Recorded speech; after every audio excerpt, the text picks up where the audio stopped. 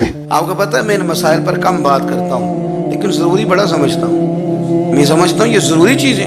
مہربانی فرمائیں کسی جگہ بھی کسی ایک کے بارے میں بھی اپنے عقیدے میں کبھی کوئی کمزوری پیدا، کبھی نہ کوئی کمزوری پیدا. اتنی سی بھی بات کسی کی سننا، کسی کی کرنا، ڈسکس ہمارا منصب ہی نہیں. اور کچھ اور بیوقوف ہیں. میں یونیورسٹی میں تھا چند دن پہلے، تو لیکچر کے بعد ایک دوست مجھے کہنے لگے کہ مولوی ایک دوسرے کے پیچھے نماز نہیں پڑھتے. میں نے اس کو کچھ پیار کی دلیلیں بھی دی، محبت کی. اس کو کہتے ہیں الزامی جواب ہمارے اصول تفسیر میں. میں نے اسے کہا کہ ایک ڈاکٹر سے دوائی لے لیں دوسرے کے پاس جائیں تو کہتا ہے اسے تو پتہ ہی کوئی نہیں، تم غلط آدمی کے پاس چلے گئے. تو اس سے آپ کو ٹینشن نہیں ہوتی؟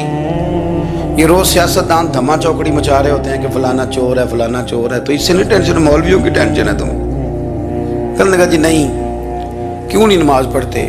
میں نے اسے کہا یار، اور وہ مجھے کہنے لگا جی آپ بڑی مثبت بات کرتے ہیں تو اس لیے میں نے آپ سے سوال کیا. میں نے کہا یار بڑی سادی سی بات ہے، اگر تیری سمجھ میں آ گئی تو ٹھیک ہے، نہ بھی آئی تو منوانا تو میرے ذمہ ہے بھی نہیں، بتانا میرے ذمہ ہے. تو یہ بتا، میں نے کہا تیرے ابا جی کو، تیری اماں کو بندہ کافر کہہ گزرے، کوئی مولوی بہت بڑا شیخ الحدیث ہو، اصول تفسیر پہ، فقہ پہ، حدیث پہ دسترس رکھتا ہو، اور مستحضر علم ہو اس بندے کا، تیرے ابے اور اماں کو کافر کہے تو نماز پڑھتا ہے؟ کہنے لگا نہیں. تو میں نے کہا جو میرے نبی پاک کے ماں باپ کو مشرک مانے. اور میں نے کہا اگر تم نے دلیل چاہیے ہوگی تو بندے میں تمہیں دوں گا اور بائی نیم دوں گا، اور میں ان کی تحریریں تمہیں دوں گا جو مر گئے یہ لکھتے ہوئے کہ چونکہ وہ پہلے چلے گئے تھے انہوں نے کلمہ نہیں پڑھا لہذا معاذ اللہ صبح معاذ اللہ دوزخ میں جائیں گے. تیرا حوصلہ پڑھتا ہے تو پڑھ نماز، میرا تو نہیں پڑھتا، میں کیسے پڑھوں؟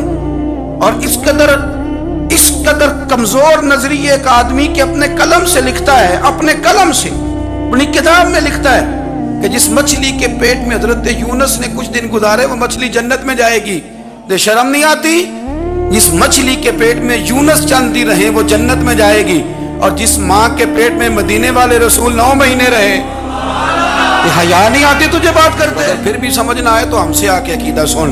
او درود تجھ پہ بھی آمنہ، او درود تجھ پہ بھی، تیرے لال پر بھی سلام ہو.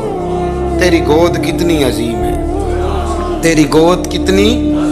یار آپ مجھے دلیل دینا. میں آپ ہماری ساڑی تے واٹی کو نہیں تے سانجی کے جنا لوڑی ہے، ہمارا کسی سے ذاتی رٹا ہی کوئی نہیں. آپ بات کو سمجھیں، لیکن تجھے کوئی اور چیز لکھنے کو ملی کوئی نہیں. تو نے قلم اٹھایا اور تو تکلیف دیتا ہے نبی پاک کو.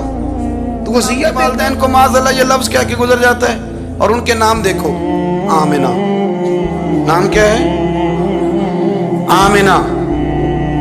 آمنہ نام کافروں جیسے ہے.